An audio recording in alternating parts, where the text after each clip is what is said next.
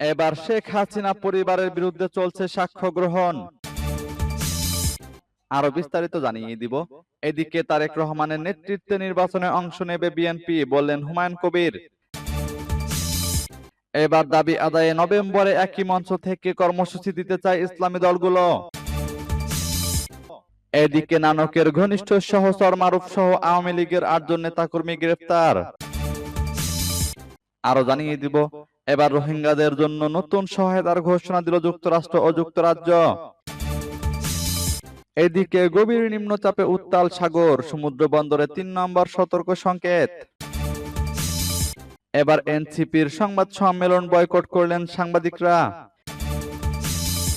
এবং সর্বশেষে জানিয়ে দিব, এদিকে নিউ ইয়র্কে ৯ দিনের সফর শেষে দেশে ফিরেছেন ডক্টর মোহাম্মদ ইউনূস। শুনছিলেন সংবাদ শিরোনাম, এখন বিস্তারিত। তবে তার আগে অনুরোধ থাকবে এই ভিডিওতে একটি লাইক দিন এবং কমেন্টস করে জানিয়ে দিন আপনি কোন জেলা থেকে বা কোথায় থেকে আমাদের সাথে যুক্ত রয়েছেন। এবং সংবাদের সর্বশেষ গুরুত্বপূর্ণ আপডেট পেতে চ্যানেলটি সাবস্ক্রাইব করে আমাদের সঙ্গে থাকুন। এবার শেখ হাসিনা পরিবারের বিরুদ্ধে চলছে সাক্ষ্য গ্রহণ। রাজধানীর উন্নয়ন কর্তৃপক্ষের প্লট দুর্নীতির ৩টি মামলায় সাবেক প্রধানমন্ত্রী শেখ হাসিনা ও তার ২ সন্তানের বিরুদ্ধে পঞ্চম দিনের সাক্ষ্য গ্রহণ চলছে। সকালে ঢাকার পঞ্চম বিশেষ জজ আদালতে সাক্ষ্য গ্রহণের শুনানি শুরু হয়। এদিন এ ৩ মামলায় আদালতে সাক্ষ্য দিচ্ছেন ২ জন মেট্রোপলিটন ম্যাজিস্ট্রেট ও ঢাকা দক্ষিণ সিটি কর্পোরেশনের কর্মকর্তা সহ ৯ জন। এর আগে ৩টি মামলায় ১১ জন সাক্ষ্য প্রদান করেছেন। ক্ষমতার অপব্যবহার করে পূর্বাচল নতুন শহর প্রকল্পে ৩০ কাঠা প্লট বরাদ্দ নেওয়ার অভিযোগে মামলাগুলো করে দুদক। এসব মামলায় শেখ হাসিনা, তার ছেলে সজীব ওয়াজেদ জয় ও মেয়ে সাইমা ওয়াজেদ পুতুল সহ ৪৭ জনকে আসামি করা হয়। এদিকে তারেক রহমানের নেতৃত্বে নির্বাচনে অংশ নেবে বিএনপি, বললেন হুমায়ুন কবির। তারেক রহমানের পররাষ্ট্র বিষয়ক উপদেষ্টা হুমায়ুন কবির বলেছেন, দলের ভারপ্রাপ্ত চেয়ারম্যান তারেক রহমানের নেতৃত্বে ফেব্রুয়ারিতে নির্ধারিত জাতীয় সংসদ নির্বাচনে অংশ নেবে বিএনপি। বৃহস্পতিবার যুক্তরাষ্ট্র সফর শেষে দেশে ফিরে রাজধানীর হযরত শাহজালাল আন্তর্জাতিক বিমানবন্দরে সাংবাদিকদের তিনি একথা বলেন। এ সময় হুমায়ুন কবির বলেন, তারেক রহমান খুব শিগগিরই দেশে ফিরবেন। তার দেশে ফেরা নিয়ে কোনো শঙ্কা নেই। আগামী জাতীয় সংসদ নির্বাচন নিয়ে প্রধান উপদেষ্টা আন্তরিক রয়েছেন। ফেব্রুয়ারিতে নির্বাচন আয়োজন হবে। তিনি আরো বলেন, নিউ ইয়র্কে এনসিপির উপর হামলার মধ্য দিয়ে আওয়ামী লীগ আবারও প্রমাণ করেছে তারা সন্ত্রাসী সংগঠন। এবার দাবি আদায়ে নভেম্বরে একই মঞ্চ থেকে কর্মসূচি দিতে চায় ইসলামী দলগুলো। চলতি মাসে দাবি আদায় না হলে নভেম্বরে একই মঞ্চ থেকে কর্মসূচি দিতে চায় ইসলামী দলগুলো। নেতাদের আশা, চলমান আন্দোলনের মধ্যেই সমাধানের পথ খুঁজবে সরকার। তবে পিআর পদ্ধতিতে নির্বাচন, জুলাই সনদের আইনি ভিত্তি দিতে গড়িমসি হলে ভোটগত আন্দোলনের হুঁশিয়ারি দলগুলোর। পিআর পদ্ধতিতে নির্বাচন, জুলাই সনদের আইনি ভিত্তি, নির্বাচনের লেভেল প্লেয়িং নিশ্চিত সহ প্রায় অভিন্ন কয়েকটি দাবিতে গত 18 সেপ্টেম্বর থেকে রাজধানী সহ সারা দেশে বিক্ষোভ মিছিল ও সমাবেশ করেছে জামায়াত সহ কয়েকটি ইসলামী দল।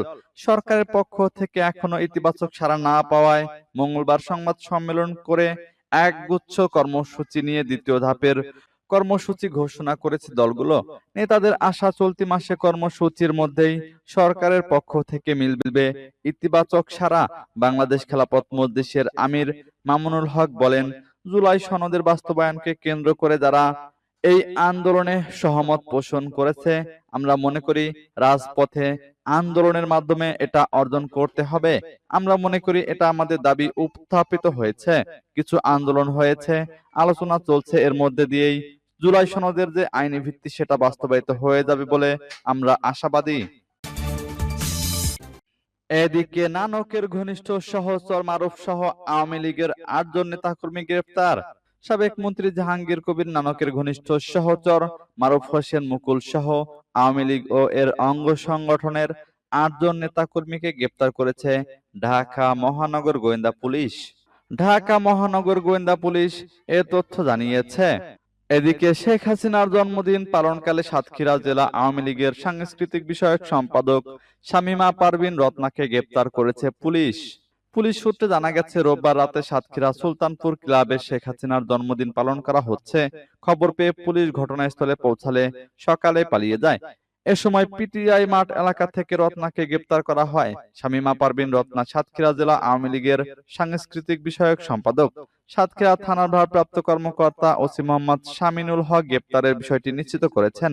তার বিরুদ্ধে নাশকতার মামলা রয়েছে জানান তিনি। এবার রোহিঙ্গাদের জন্য নতুন সহায়তার ঘোষণা দিল যুক্তরাষ্ট্র ও যুক্তরাজ্য। রোহিঙ্গাদের জন্য নতুন সহায়তা ঘোষণা করল যুক্তরাষ্ট্র ও যুক্তরাজ্য। নতুন ঘোষণা অনুযায়ী যুক্তরাষ্ট্র $6 কোটি এবং যুক্তরাজ্য £2,70,00,000 দেবে। গত মঙ্গলবার জাতিসংঘ সদর দপ্তরে আয়োজিত মিয়ানমারের রোহিঙ্গা মুসলিম ও অন্যান্য সংখ্যালঘুদের পরিস্থিতি নিয়ে প্রথম উচ্চ পর্যায়ের সম্মেলনে যুক্তরাজ্য ও যুক্তরাষ্ট্রের এ প্রতিশ্রুতি আসে। ঢাকার যুক্তরাজ্য হাই কমিশন এক সংবাদ বিজ্ঞপ্তিতে জানায়, সংঘাত ও নির্যাতনের কারণে মিয়ানমার থেকে বাস্তুচ্যুত 5.5 লাখ রোহিঙ্গাকে খাদ্য, আশ্রয়, বিশুদ্ধ পানি এবং অন্যান্য জীবন রক্ষাকারী পরিষেবা দেবে যুক্তরাজ্য। এই অর্থায়ন রোহিঙ্গা নিয়ে কাজ করা বিশ্বস্ত অংশীদারদের মাধ্যমে করা হবে। দেশটির পররাষ্ট্রমন্ত্রী এ ঘোষণা করেছেন। এছাড়া যুক্তরাজ্যের অনুদানে 1,75,000 নারী ও মেয়েকে প্রজনন, স্বাস্থ্য ও পরিষেবা দেওয়া হবে। এই ঘোষণাটি মিয়ানমারের রোহিঙ্গা এবং অন্যান্য সংখ্যালঘু গোষ্ঠীর দুর্দশা নিয়ে জাতিসংঘের ওই উচ্চ পর্যায়ের সম্মেলন আহ্বানের আগে এসেছে বলে জানায় দেশটি। অন্যদিকে প্রধান উপদেষ্টার প্রেস সচিব শফিকুল আলম তার ভেরিফাইড ফেসবুক পোস্টে জানান, যুক্তরাষ্ট্র $6 কোটি সহায়তা দেওয়ার ঘোষণা দিয়েছে। এদিকে গভীর নিম্নচাপে উত্তাল সাগর, সমুদ্র বন্দরে 3 নম্বর সতর্ক সংকেত। পশ্চিম মধ্য বঙ্গোপসাগর ও তৎসংলগ্ন এলাকায় অবস্থানরত নিম্নচাপটি উত্তর পশ্চিম দিকে অগ্রসর ও ঘনীভূত হয়ে গভীর নিম্নচাপে পরিণত হয়েছে। এর প্রভাবে সাগর উত্তাল থাকায় দেশের সমুদ্র বন্দরগুলোকে 3 নম্বর স্থানীয় সতর্ক সংকেত দেখিয়ে যেতে বলেছে আবহাওয়া অধিদপ্তর। বৃহস্পতিবার সকালে আবহাওয়াবিদ এ.কে.এম. নাজমুল হক স্বাক্ষরিত আবহাওয়া অধিদপ্তরের 3 নম্বর বিশেষ বিজ্ঞপ্তিতে এই তথ্য জানানো হয়। বিজ্ঞপ্তিতে বলা হয়, পশ্চিম মধ্য বঙ্গোপসাগর ও তৎসংলগ্ন এলাকায় অবস্থানরত নিম্নচাপটি উত্তর পশ্চিম দিকে অগ্রসর ও ঘনীভূত হয়ে পশ্চিম মধ্য বঙ্গোপসাগর ও তৎসংলগ্ন উত্তর পশ্চিম বঙ্গোপসাগর এলাকায় গভীর নিম্নচাপে পরিণত হয়েছে।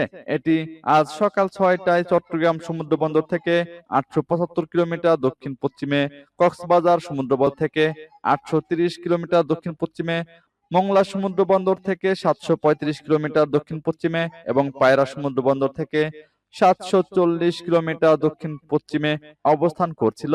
এটি আরো উত্তর উত্তর পশ্চিম দিকে অগ্রসর হতে পারে। এর প্রভাবে উত্তর বঙ্গোপসাগর এলাকায় বায়ুচাপের তারতম্যের আধিক্য বিরাজ করছে। উত্তর বঙ্গোপসাগর, বাংলাদেশের উপকূলীয় এলাকা ও সমুদ্র বন্দর সমূহের উপর দিয়ে ধমকা ঝড়ো হাওয়া বয়ে যেতে পারে। এবার এনসিপির সংবাদ সম্মেলন বয়কট করলেন সাংবাদিকরা। বিমানবন্দরে সংবাদ সম্মেলনে গিয়ে জাতীয় নাগরিক পার্টির নেতাকর্মীদের হাতে লাঞ্ছিত হয়েছেন গণমাধ্যম কর্মীরা। এ ঘটনায় সংবাদ সম্মেলন বয়কট করে ফিরে গেছেন সাংবাদিকরা। বৃহস্পতিবার বেলা 9:45টার দিকে হযরত শাহজালাল আন্তর্জাতিক বিমানবন্দরের ভিআইপি গেটে এ ঘটনা ঘটে। জানা গেছে, জাতিসংঘের সাধারণ পরিষদের অধিবেশনে অংশ নিয়ে দেশে ফিরেছেন অন্তর্বর্তী সরকারের প্রধান উপদেষ্টা অধ্যাপক ডক্টর মোহাম্মদ ইউনূস এবং তার সফর সঙ্গীরা। তাদের সফর নিয়ে বিমানবন্দরে সংবাদ সম্মেলনের আয়োজন করা হয়েছিল। সেখানে উপস্থিত গণমাধ্যম কর্মীরা জানান, বিমানবন্দরের ভিআইপি গেটে বিএনপি নেতা হুমায়ুন কবির ব্রিফিং করেছিলেন। এ সময় সেখানে উপস্থিত এনসিপি নেতারা উচ্চস্বরে স্লোগান দিচ্ছিলেন। তখন এক গণমাধ্যম কর্মী তাদের থামতে অনুরোধ করেন। এ সময় এনসিপি নেতা কর্মীরা গণমাধ্যম কর্মীদের উপর চড়াও হন এবং তাদের লাঞ্ছিত করেন। এই ঘটনার প্রতিবাদে এনসিপির সংবাদ সম্মেলন বয়কট করে ফিরে যান গণমাধ্যম কর্মীরা। প্রসঙ্গত, জাতিসংঘ সাধারণ পরিষদের 80তম অধিবেশন এবং অন্যান্য উচ্চ পর্যায়ের বৈঠকে যোগ দিতে গত 23শে সেপ্টেম্বর ঢাকা ছাড়েন অন্তর্বর্তী সরকারের প্রধান উপদেষ্টা অধ্যাপক মোহাম্মদ ইউনূস। এদিকে নিউ ইয়র্কে 9 দিনের সফর শেষে দেশে ফিরেছেন ডক্টর ইউনূস। 9 দিনের যুক্তরাষ্ট্র সফর শেষ করে দেশে ফিরেছেন অন্তর্বর্তী সরকারের প্রধান উপদেষ্টা অধ্যাপক ডক্টর মোহাম্মদ ইউনূস। বৃহস্পতিবার সকাল 9টার দিকে প্রধান উপদেষ্টাকে বহনকারী এমিরেটস এয়ারলাইন্সের একটি ফ্লাইট ঢাকার হযরত শাহজালাল আন্তর্জাতিক বিমানবন্দরে অবতরণ করে। এর আগে নিউ ইয়র্কের স্থানীয় সময় মঙ্গলবার রাত 11টায় প্রধান উপদেষ্টা ও তার সফর সঙ্গীদের বহনকারী এমিরেটস এয়ারলাইন্সের একটি ফ্লাইট জন এফ কেনেডি আন্তর্জাতিক বিমানবন্দর ছেড়ে আসে। সফরকালে গত 26শে সেপ্টেম্বর অধ্যাপক ইউনূস জাতিসংঘ সাধারণ পরিষদের ৮০তম অধিবেশনে ভাষণ দেন। এরপর ৩০শে সেপ্টেম্বর জাতিসংঘ সদর দপ্তরে মায়ানমারের রোহিঙ্গা মুসলিম ও অন্য সংখ্যালঘুদের পরিস্থিতি নিয়ে উচ্চ পর্যায়ের সম্মেলনের উদ্বোধনী অধিবেশনে বক্তব্য দেন। এর আগে ২৯শে সেপ্টেম্বর জাতিসংঘ মহাসচিব অ্যান্টোনিও গুতেরেসের সঙ্গে তার বৈঠক হয়। একই দিন জাতিসংঘের শরণার্থী বিষয়ক হাই কমিশনার ফিলিপ্পো গ্রান্ডি এবং জাতিসংঘের অনুন্নত স্থলবেষ্টিত ও ক্ষুদ্র দ্বীপরাষ্ট্রসমূহের উচ্চ প্রতিনিধি রাবাব ফাতিমা ইউনূসের সঙ্গে আলাদা সাক্ষাৎ করেন। নিউ ইয়র্কে অবস্থানকালে মার্কিন প্রেসিডেন্ট ডোনাল্ড ট্রাম্প আয়োজিত এক সংবর্ধনায় যোগ দেন অধ্যাপক ইউনূস।